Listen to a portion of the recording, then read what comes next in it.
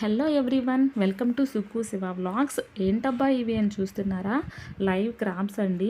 వీటితో కర్రీ ఎలా ప్రిపేర్ చేయొచ్చు అనేది నేను మీకు ఈరోజు వీడియోలో చూపించబోతున్నాను. తను మా వదిన అండి. ఈ కర్రీ ప్రిపేర్ చేయడంలో, ఈ ఎండ్రకాయల భరతం పట్టడంలో తను చాలా ఎక్స్పర్ట్ అండి. అందుకే తన చేత ఈ కర్రీ ప్రిపేర్ చేయించి మీ అందరికీ కూడా చూపిద్దామని వీడియో షూట్ చేస్తున్నాను. ఫస్ట్ అయితే మేము ఎండ్రకాయలు కొన్నప్పుడు అమ్మేవాళ్ళు వాటి దారం కడతారండి. ఆ దారాన్ని మనము జాగ్రత్తగా కట్ చేసేసి అటువైపు ఇటువైపు 2 గిట్టలు ఉంటాయి, అవి వలిచేసి లోపల ఉన్న పప్పుని మాత్రమే మనం తీసుకోవాలి. అదే మనకి ఇక్కడ మెయిన్ ఇంగ్రీడియంట్ అండి. ఆ పప్పుని తీసి పక్కన పెట్టుకోవాలి. వీడియోలో చూపిస్తున్న విధంగా జాగ్రత్తగా చాకు తీసుకొని దారాన్ని కట్ చేసి పప్పుని మాత్రమే తీసుకొని మనం పక్కన పెట్టుకోవాలి. ఇక్కడ మా అన్న మా వదిన కలిసి వీటిని నీట్గా వలిచేసి పప్పులు పక్కన పెట్టేశారు. మా అన్న మీకు అందరికీ హాయ్ చెప్తున్నాడు. ఇలా వలుచుకున్న పప్పుల్ని పక్కన పెట్టుకొని నీట్గా వాష్ చేసుకోవాలి. వాష్ చేసుకున్న తర్వాత దీనికి మసాలా ప్రిపేర్ చేసుకోవాలి. మసాలా కోసం కావాల్సిన మెయిన్ ఇంగ్రీడియంట్స్ వచ్చేసి దాల్చిన చెక్క, లవంగాలు, మిరియాలు, టమాటాలు, గార్లిక్, అల్లం అండ్ ఆనియన్స్ అండి. ఇక్కడ నాన్ వెజ్లో స్పైసీనెస్ లేకపోతే ఆ టేస్టే బాగుండదండి. అందుకే కొంచెం స్పైసీనెస్ కోసం మిరియాలు అనేది ఎక్కువ తీసుకుంటున్నాము. అన్నీ మిక్సీ వేసుకొని మిక్సీ పట్టుకోవాలి.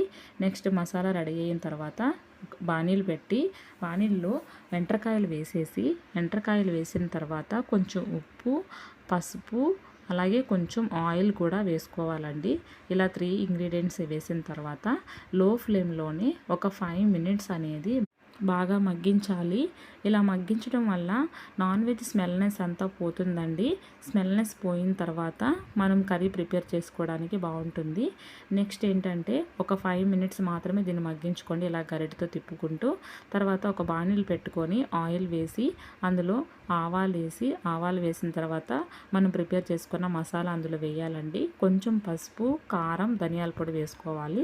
ఆల్రెడీ మనం పసుపు వేసుకున్నాం కాబట్టి కొంచెం పసుపు మాత్రమే వేసుకుంటే సరిపోతుంది.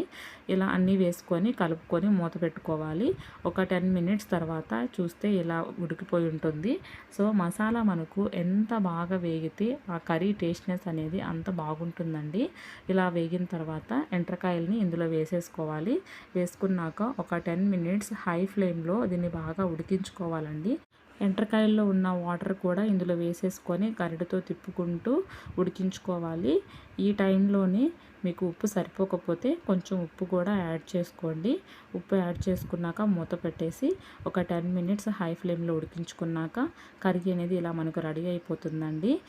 ఫైనల్గా ఎండ్రకాయల కర్రీ రెడీ. వీడియో నచ్చితే ఒక లైక్ చేయండి. అలాగే మన ఛానల్ని సబ్స్క్రైబ్ చేసేసుకోండి. బాయ్.